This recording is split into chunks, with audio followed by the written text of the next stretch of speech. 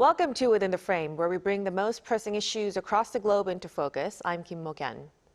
This year's G20 summit drew attention even before it began, largely because the leaders of the U.S., China, and Russia were all absent. In their place, middle powers like South Korea stepped into a more visible role. South Korean President Lee Jae Myung took part in every key session, chaired the MIKTA leaders meeting, and pushed Korea's agenda on climate, inequality, and AI governance. Alongside this, a multi-stop diplomatic tour through the Middle East and Europe signaled a broader strategy. Now, as the global order shifts, where is Korean diplomacy actually heading now, and how much weight can it actually carry on the world stage? For answers to this, we connect to Robert Kelly, Professor of International Relations at Pusan National University. A big welcome. I thank you for having me. And also joining us is Hannah Kim, Associate Professor at Seogang University's GSIS. Good to see you, Professor. Thanks for having me. So let's start with Professor Kelly, of course, the joint declaration. It was adopted, I believe, on the first day. Considering that these declarations are usually finalized at the end, it seems quite unusual this time around. What do you think is the reason behind this earlier than usual adoption? And what were the most notable points in the declaration for you? Yeah, it looks like, I don't really know, of course, but it looks like it was done as a snub for the Americans for not showing up, right? That Donald Trump got all sort of like fussy on the internet and said outrageous stuff about climate change, as is his wont, right? Donald Trump doesn't like global governance. He doesn't like global organizations. He doesn't like international aid. He doesn't like climate crisis. He doesn't believe there's a climate crisis. This is all sort of well established at this point, and I think that's really what happened here, and I think that's really why the statement was released. It's pretty clear that there was a lot of work done on the statement ahead of time, that it had really been worked up by those who would attend, and they wanted to get it out there. And I think they wanted to make a point while the conference was still going that the Americans should be here, these other countries should be here. You mentioned it wasn't just the Americans who missed it, and I think that was really the point. There's sort of a political purpose in getting it out there and drawing some media attention to it, and getting all the rest of us to be talking about it while you have these missing world leaders. Well, aside from Trump's absence, were there anything notable for you, Professor Kelly?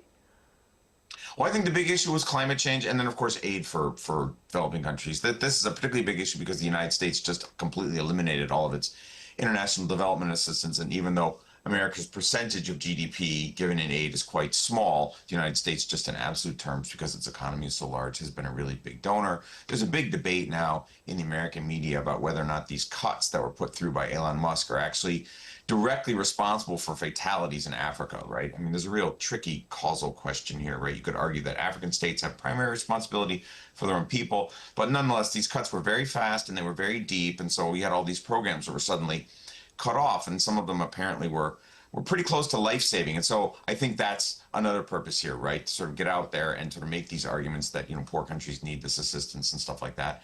And the Koreans are reasonable on this, and aid certainly better than the Americans at this point, but I think those are the two big takeaways. I think was aid and global warming. Great, very important points that you mentioned. Now, we cannot not talk about the absence of the U.S., China, and Russian leaders, of course. Professor Kim, do you think their absence actually affected the G20's ability to function as a multilateral cooperation platform? I think in many ways, the absence of these major powers could significantly weaken the G20's political cohesion and its capacity to coordinate effectively. The reason behind the absences were all different. In the case of the United States, reports suggest that it was diplomatic friction with the South African government. On the other hand, China announced that Premier Lee Jae would attend in place of President Xi Jinping, and Russia is facing constraints stemming from the International Criminal Court, or the ICC's arrest warrant related to the war in Ukraine, so President Putin can't directly participate. So in many ways, it could significantly weaken the G20, especially because the United States and China account for the largest share of the global economy, and Russia remains a significant actor in energy and security affairs. But at the same time, I don't think that this means that the G20 will cease to function completely. The G20 operates through a multi-layered structure. So in that sense, there are meetings with finance ministers, central bank governors, and various working groups And so this will continue on regardless of whether or not these leaders are absent. And in addition to that, South Africa is the first African country to hold the G20 presidency. And so in many ways, it's a meaningful opportunity to foreground the Global South and the Global South priorities, such as development, financing, global health cooperation, and many others. Also, in many ways, the silver lining is that the absence of these major powers could almost create a space for middle powers, including South Africa, to play a more proactive role in agenda setting. And so this shift could potentially reflect a broader trend towards a more multipolar configuration of global governance. So on balance, yes, the absence of these leaders could potentially weaken the impact of the G20, but it can also open some doors as well. Right, so there are definitely pros and cons, and we're definitely seeing a shift in balance right here. Now, with this, then South Korea's engagement is very important because of that. President Lee took part in every official session dealing with key global issues like climate crisis, inequality, and AI governance. Well, of course, in line with the summit's Africa-focused agenda. Professor Kelly, what kind of role do you believe Korea should be actually playing now on the international stage moving forward? Well, I think the Koreans are pretty well positioned on AI. I think that's pretty well understood at this point, right? Korea's got a pretty sort of high-tech modern economy, right? The Korean government has talked a lot about AI and how it wants to be sort of a participant in AI governance in the future. And so I think that's a pretty clear area.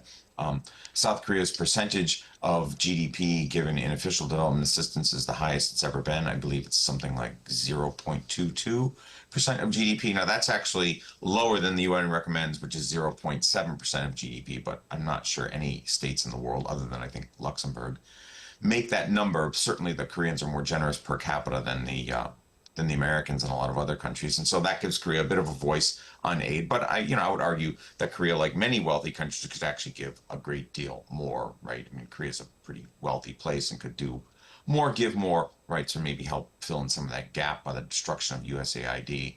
And on climate change, I don't know. I mean, my sense is that Korean governments in the past have talked a lot about green energy and stuff like that, but Korea actually still burns a lot of coal and stuff like that, right? Nuclear is kind of disputed, which Korea also uses a lot. So I'm not really sure if Korea's quite so well positioned on that one, but it strikes me on aid and AI that Korea has some comparative advantage. So it shows that Korea is actually stepping up in certain areas. But alongside the G20, South Korea also chaired the MIKTA summit, gathering mid-sized powers on the sidelines of the summit. Professor Kim, with the global power competition between the U.S. and China, we're seeing it intensify day by day, and broader shifts in the global economy and security environment. Why do you think, these MIKTA types of cooperation among middle powers actually matter more now? I think we're definitely seeing this growing shift, from just focusing more on big powers to seeing the role and influence of middle powers, and we're seeing how that's becoming more and more significant. South Korea hosting the MIKTA summit as chair on the sidelines of the G20 in many ways underscores the growing value of the middle power cooperation mechanisms that are happening or taking place amid intensifying great power rivalry with the United States and China. So in many ways, we're definitely seeing the growth of mid-power dynamics. But MIKTA was established in 2013. And when it was established, it brought together 5 middle power G20 members that are committed to multilateralism and pragmatic cooperation. So this included South Korea, but also Mexico, Indonesia, Turkey, and Australia. And so when we're seeing this intensifying U.S.-China strategic competition, platforms like MIKTA can really be important. They're not directly entangled in hegemonic rivalry, but these members can play a bridging role in dialogue and cooperation. They can also show that each member individually has some asymmetric capabilities, but as a group, as a collective group, they represent, roughly 800 million population and account for a substantial portion of the global GDP. And in addition to that, with deepening geopolitical and geoeconomic fragmentation, MIKTA can provide a platform through where middle powers can coordinate their shared interests in many different areas. So this can include supply chain resilience, as well as public health cooperation and climate transition and many others. So in many ways, MIKTA's importance is rising as a complementary force to multilateralism and helping sustain continuity when there is intensifying major power tensions. I want to ask this question to Professor Kelly as well. So why is MIKTA so unique in terms of strengths and what makes it actually stand out from other multilateral groups, Professor Kelly? Yeah, I'm actually a big proponent of this kind of middle power diplomacy because I think it's an important way to slow or blunt the slide towards really sustained great power competition. That was the term of the Biden administration between the United States and China. If the United States and China really do fall into something like Cold War II, right, a kind of sustained, lasting coalition that kind of spills all over the world, it could be genuinely disastrous and hugely expensive. It could be really terrible for the third world. I mean, in the first Cold War, the US-Soviet competition spilled out into the third world, with all sorts of terrible proxy conflicts. And so, the US and China, I would argue the US and China are both kind of sliding their way into this, right? And to the extent that middle powers can sort of play a blocking role or an inhibiting role, pardon me, right? And talk to these countries and try to emphasize things like shared values, like the environment, for example, right? Or sort of like rules for finance and trade, right? Or arms control or something like that. These middle power platforms, right, from these countries, sort of these middling states that don't want a huge global conflict, right, that want to sort of keep the US and China from sliding in this direction. Hopefully they can sort of, if they work together, that's really key, right? They got to work together, right? They can push the US and China, at least somewhat, not to slide towards a repeat of what we saw in the 20th century. I think that's the single most important thing they can do, is try to get, is throw friction, if you will, sort of sand in the gears of sort of the slide by the U.S. and China towards a sustained conflict, which would really, hurt the middle powers and stuff like that. They wouldn't be able to trade with one or the other or something like that. So there are a lot of smaller and middling states in the world that would really be badly affected if the U.S. and China keep on as they're going. And so these platforms, stuff like the G20 too, offer a way to blunt that or slow that. And that's the best hope, I would argue, to derail where we're going, right? Which is sustained competition out here. Right. You've highlighted the importance of this kinds of frameworks. But what about for Korea specifically? What do you think South Korea, what kind of role can South Korea actually play within the framework of MIKTA? Speaking to me? Yes, Professor Kelly. Yeah, well, I mean, Korea's arguably, along with Australia, it's the most democratic of the five, and that's good, right? I mean, Turkey's not really democracy anymore, right? And so Korea plays a sort of important political role in sort of nudging, the other middle powers, Turkey and Indonesia, for example, within that group, towards greater democracy. South Korea is also pretty open. It's a good commercial trading state, which again sort of encourages trade and openness, and that's another good thing too, right? So I would argue that within that group, it's really, I would hope that Korea and Australia turn out to be the leaders because their values are arguably the most liberal and the best. So let's look forward to some leadership from South Korea moving forward. Hopefully, yes. Now, also during the G20, President Lee also held separate bilateral summits with key EU powers like France and Germany, where economic and security issues were discussed. Professor Kim, how should we see this growing partnership with Europe, especially when it comes to Korea's broader security strategy and its role as a middle power? I think in many ways this is a very positive development. This kind of bilateral summit carries a lot of significant implications for South Korea's economic security strategy, but also just its in general security as well. And I've been stressing this a lot, but because South Korea wants to pursue broader middle power diplomacy, working with core members of the European Union and countries that are central pillars of European security, this can help in many ways. And so strengthening cooperation with these two countries will support South Korea's goals of securing resilient supply chains, enhancing competitiveness in strategic technologies, and expanding institutional linkages with the European market. But in general, when we're focusing on security relevance, since the outbreak of the war in Ukraine, both France and Germany have deepened their engagement with the Indo-Pacific.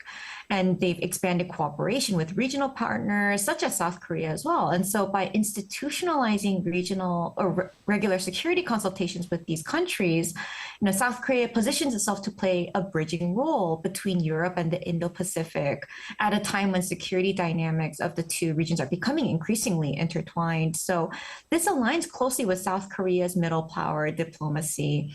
And in many ways, South Korea, France, and Germany all emphasize multilateralism multilateralism. They all emphasize rules-based international order. And they've also cooperated for a long time on platforms such as the G20, the United Nations, and the WTO. So strengthening ties with these key European partners, South Korea can amplify its role as a coordinator and connector within global governance while also enhancing its strategic autonomy. So in many ways, it can strengthen its role as a middle power as well. So those bilateral talks with France and Germany could really add some weight to Korea's positioning moving forward. Now, shifting gears, before actually heading to South Africa for the G20, President Lee visited the UAE and Egypt as well. Professor Kelly, we wonder, what was your evaluation of the results of that Middle East tour in terms of, economic and defense-related outcomes? Yeah, well, to the extent that South Korea lines up on sort of the Sunni side of the Sunni Shia split, which is where most of the West is. I mean, it's not a particularly good divide either way. That sort of aligns Korea, broadly speaking, with the U.S. bloc, if you will, in the region, and the U.S. effort to isolate Iran, right? Iran is, of course, heavily under sanction. And so to the extent that the Koreans are working with the Gulf states that are sort of broadly on the right side of the kind of arguments, I would argue, in the Persian Gulf, that's a good thing. It's also good for South Korean nuclear and defense diplomacy, right? So it's good trade. I think that's really what this was more than anything else, right? It was really sort of a trade mission. I'm not so sure if Gulf security is actually that directly relevant to South Korea beyond the oil exports, which is, of course, really critical. But I think more broadly, this sort of diplomacy by South Korea fits in sort of the general Western preference in the Gulf for the Sunni states, the Sunni monarchies, to over the Iranians. And so in that sense, it reinforces that general bias by the Americans and the Europeans in the Gulf. So it feels like the Middle East is becoming quite more central to Korea's economic and security game plans. Now, looking ahead, President Lee is also set to wrap up his diplomatic tour with an official visit to Turkey. Given Turkey's unique geopolitical position, Professor Kim, what kind of strategic opportunities could this actually open up for Korea? I personally found it particularly significant that the president concludes his trip with this official visit to Turkey, because Turkey is very unique. It's a NATO member. It maintains a customs union with the European Union. It occupies a critical geopolitical position as a transportation, logistics, and energy hub linking the Black Sea, Europe, the Middle East, and the Caucasus. And because of this unique location, Turkey has long exerted influence across various regions. So cooperation with Turkey connecting the Middle East, Eurasia, and Europe, all of this could be really helpful. It would allow South Korea to pursue a more structured form of triangular diplomacy. And there's also considerable potential in the economic and infrastructure domains, especially since Turkey has actively promoted energy transit corridors and major transportation infrastructure projects. And while South Korean companies have accumulated substantial experience in tunnels, bridges, and large industrial plants. So this creates a strong foundation for joint participation in infrastructure initiatives, which would span across Europe, the Middle East, and the Caucasus. But at the same time, from a security perspective, Turkey is also a NATO member when it's situated at the crossroads of the Middle East and the Black Sea. So it plays an important role in both European and in regional security. And so in many ways, South Korea and Turkey have already experienced collaborating in the defense industry, and this provides a basis for expanding supply chain cooperation. And in the wake of the Ukraine war, these security dynamics are increasingly important because they're more interdependent. They're making strategic dialogue with her more valuable. So in many ways, I do think that this is really good for South Korea. So Turkey really sits at a crossroads. So Korea making inroads there seems to be a strategic move indeed. Now, before we wrap up, so through this whole overseas tour, President Lee is making clear moves to push forward with Korea's Shine initiative in the Middle East, while also sharpening Korea's broader strategy as a middle power and a bridge builder as well. Professor Kim, in your view, what direction should South Korea's mid to long-term diplomatic strategy take from here? So, South Korea's previous administration articulated its identity as a global pivotal state, right? And now we are also seeing President Lee's Shine initiative kind of further expanding. And so in many ways, we're seeing, this this emphasis on rules-based order in both administrations. So looking ahead, I believe South Korea's foreign policy will need to evolve along several key pillars, including deepening its contributions to a rules-based order, but also becoming even more integrated in terms of international diplomacy, and also enhancing South Korea's role in providing global public goods, especially in global health, climate change, resilience, and development cooperation. I think these are going to be really essential, especially when Korea is trying to strengthen ties with the global South, for example. So at the same time, it should reinforce its middle power networks and essentially focus on interregional linkages by more closely connecting platforms like MIKTA and Korea-EU frameworks, Korea-Middle East partnerships, and Asian cooperation. So in this way, South Korea's foreign policy should evolve into a streamlined but multi-dimensional middle power strategy. Right, so it seems to be very clear that Korea is not just reacting now, it's really laying down long-term markers, and we will be closely watching where it leads from now on. Thank you so much for your insights, Professor Kim. Thank you so much. And Professor Kelly, thank you so much for making time for us tonight. We appreciate it. Thank you for having me. And that'll be all from us on Within the Frame. Be sure to tune in again next time as we continue to explore the stories that matter. Till then, stay informed and engaged.